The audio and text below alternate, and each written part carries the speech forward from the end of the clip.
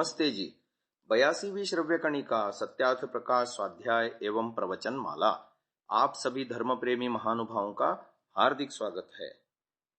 तृतीय समुल्लास में अध्ययन अध्यापन विषय के अंतर्गत प्रत्यक्षादि प्रमाण युक्त 5 कसौटियों की बात चल रही थी, जिनमें हमने महर्षि दयानंद जी के व्याख्यान को बताने के बाद सत्यार्थ भास्कर नामक पुस्तक जो स्वामी विद्यानंद जी सरस्वती ने लिखी है, उसके अंतर्गत जो व्याख्या लिखी गई है वो हमने तीसरी कसौटी तक पूरी कर दी थी गत श्रव्य कणिका में। चौथी कसौटी है अपनी आत्मा के अनुकूल। जो अपने आत्मा को प्रिय लगे वह सत्य और इसके विपरीत असत्य है। जब आत्मा मन को और मन इंद्रियों को किसी काम में प्रवृत्त करता है तो जीव की इच्छा, ज्ञान आदि उसी में केंद्रित हो जाता है। उसी क्षण आत्मा में बुरे काम करने में भय, शंका, लज्जा और अच्छे कामों के करने में निर्भयता, निशंकता और आनंद उत्साह उठता है। यह जीवात्मा की ओर से नहीं है, अपितु परमात्मा की ओर से संकेत होता है। जिस व्यक्ति का जीवन जितना शुद्ध और पवित्र होगा, उसके भीतर अंतरात्मा की पुकार भी उतनी ही तीव्रता से मुखर होगी। इसी भाव को कालिदास ने सताम ही संदेह पदेषु वस्तुषु प्रमाणमंतःकरण प्रवृत्तयः, ये शाकुंतल में लिखा है। अर्थात संदेह की स्थिति में मनुष्य को अपने आत्मा की प्रवृत्ति को प्रमाण मानना चाहिए, ऐसा कहकर अभिव्यक्त किया। महर्षि वेदव्यास जी ने भी धर्म का सार बताते हुए कहा, आत्मनः प्रतिकूलानि परेशान न समाचरेत, अर्थात अपने आत्मा के प्रतिकूल आचरण किसी के प्रति न करे। आगे चलकर स्वमंतव्य मंतव्य प्रकाश के अंतर्गत महर्षि दयानंद जी लिखते हैं, मनुष्य उसी को कहना कि जो मननशील होकर स्वात्मवत अन्यों के सुख दुख और हानि लाभ को समझे। अब आते हैं सत्यासत्य के निर्णयार्थ 5वीं कसौटी, प्रत्यक्ष आदि प्रमाणों से सिद्ध होना। महानुभाव, इसमें जो प्रथम प्रत्यक्ष के लक्षण हैं, जो सूत्र नीचे लिखेंगे वे सब न्याय शास्त्र के प्रथम और द्वितीय अध्याय के मानना चाहिए। तो एक सूत्र दिया न्याय दर्शन का, इंद्रियार्थ सन्निकर्षोत्पन्नम ज्ञानम अव्यपदेश्य अव्यभिचारी व्यवसायात्मकम प्रत्यक्षम।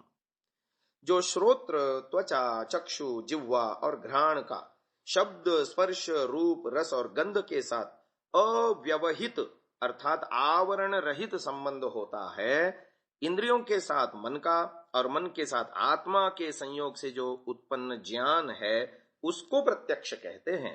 परंतु जो व्यपदेश्य अर्थात संज्ञा संज्ञी के संबंध से उत्पन्न होता है वह ज्ञान ऐसा न हो। जैसा किसी ने किसी से कहा कि तू जल ले आ, वह लाके उसके पास धर के बोला यह जल है, परंतु वहां जल इन 2 अक्षरों की संज्ञा लाने वाला व मंगाने वाला नहीं देख सकता, किंतु जिस पदार्थ का नाम जल है वही प्रत्यक्ष होता है। और जो शब्द से ज्ञान उत्पन्न होता है वह शब्द प्रमाण का विषय है। अव्यभिचारी, जैसे किसी ने रात्रि में खंबे को देख करके पुरुष का निश्चय कर लिया, जब दिन में देखा तो उसको देखा तो रात्रि का पुरुष ज्ञान नष्ट होकर खंबे का ज्ञान बना रहा। ऐसे विनाशी ज्ञान का नाम व्यभिचारी होता है, सो प्रत्यक्ष नहीं कहा था। यानी 3 कंडीशन इसमें रखे, केवल शब्द मात्र न हो, शब्द से भिन्न जो वस्तुतः वो अर्थ है वो उसका ज्ञान होना चाहिए।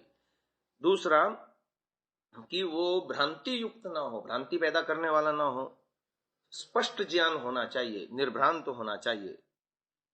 और तीसरा निश्चयात्मक हो, है ना, व्यवसायात्मक। जैसे वहां वस्त्र सूख रहे हैं, जल है व कुछ और है, वह देवदत्त खड़ा है व यज्ञदत्त है, यानी संशय वाली स्थिति भी नहीं होनी चाहिए। जब तक एक निश्चय न हो वह प्रत्यक्ष नहीं कहा था। किंतु जो अव्यपदेश, अव्यभिचारी और निश्चयात्मक ज्ञान है उसी को प्रत्यक्ष कहते हैं। फिर दूसरा आता है अनुमान।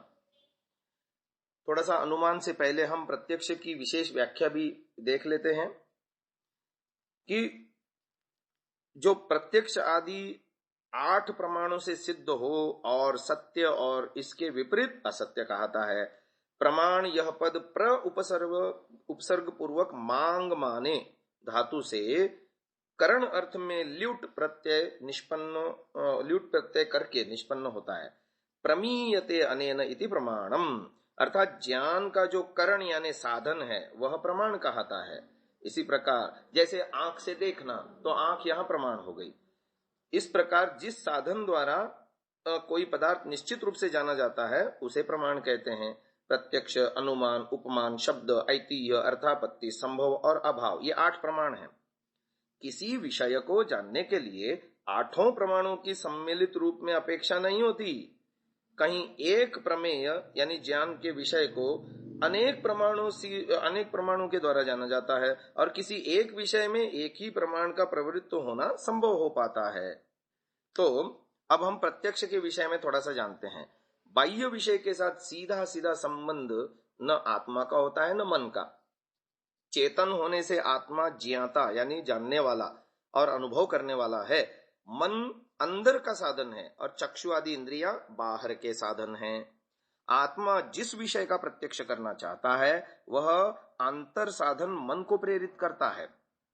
मन अभिलषित विषय को ग्रहण करने वाली इंद्रिय के साथ संबद्ध होकर इंद्रिय को उस अर्थ यानी विषय की ओर प्रेरित करता है। जब बाह्य विषय का संबंध बाह्य इंद्रिय से, बाह्य इंद्रिय का अंतर साधन मन से और मन का आत्मा से है, तो आत्मा, मन, इंद्रिय और अर्थ ये परस्पर संबंध से आत्मा बाह्य अर्थ को जान लेता है।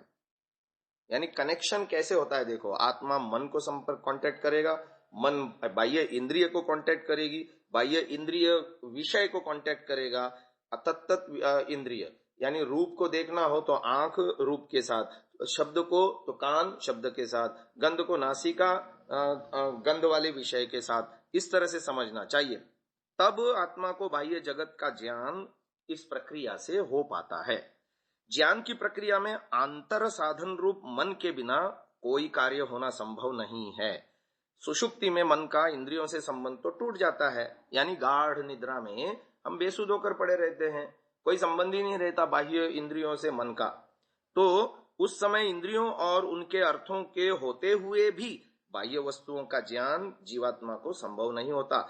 जागृत अवस्था में भी एक साथ सभी इंद्रियों का अपने अपने विषयों से सन्निकर्ष होते हुए भी एक समय में सबका ज्ञान नहीं होता। जिस इंद्रिय का मन के साथ संयोग होता है उसी इंद्रिय के विषय का बोध होता है, किंतु मन स्वयं जड़ है इसलिए उसे ज्ञान नहीं हो सकता। चक्षु आदि बाह्य इंद्रियों की भांति अंतर इंद्रिय मन भी ज्ञान प्राप्ति में एक साधन या करण मात्र है। ज्ञान तो चेतन आत्मा को होता है, वही मन को, मन के द्वारा इंद्रियों को अपने अपने विषय में काम में लगा के उनके द्वारा ज्ञान प्राप्त करता है। इस प्रकार ज्ञान के लिए आवश्यक है कि विषयों के साथ इंद्रियों का, इंद्रियों के साथ मन का और मन के साथ आत्मा का सन्निकर्ष यानी निकटता हो। आत्मा से संयुक्त मन के द्वारा प्राप्त मन इंद्रियार्थ सन्निकर्ष जन्य प्रत्यक्ष ज्ञान निर्दोष होना चाहिए। इसके लिए 3 कंडीशन रखी गई हैं सूत्र में न्याय दर्शन के। पहला है कि वो अव्यपदेश्य होना चाहिए। शब्द द्वारा किसी अर्थ का बोध कराना व्यपदेश्य कहता है। जैसे जिस अर्थ का बोध कराना अभीष्ट है वह व्यपदेश्य कहलाएगा। प्रत्यक्ष ज्ञान की पहली पहचान यह है कि वह अव्यपदेश्य हो, अर्थात शब्द द्वारा उसका बोध कराया जा सके। प्रमाता यानी जानने वाले को होने वाला प्रत्यक्ष ज्ञान शब्द निरपेक्ष अर्थात अव्यपदेश्य होता है। जो व्यपदेश्य है वह प्रत्यक्ष न होकर शब्द ज्ञान है जो शब्द प्रमाण का विषय है। संज्ञा संजी के संबंध से उत्पन्न ज्ञान व्यपदेश्य होगा। जल नामक पदार्थ का प्रत्यक्ष होता है, जल इन 2 अक्षरों वाली संज्ञा का नहीं। जब आप पानी कहते हो तो जो तरल पदार्थ है वो अर्थ हमारे दिमाग में आता है, पा और नी इन 2 अक्षरों का नहीं, ये कहना चाह रहे हैं।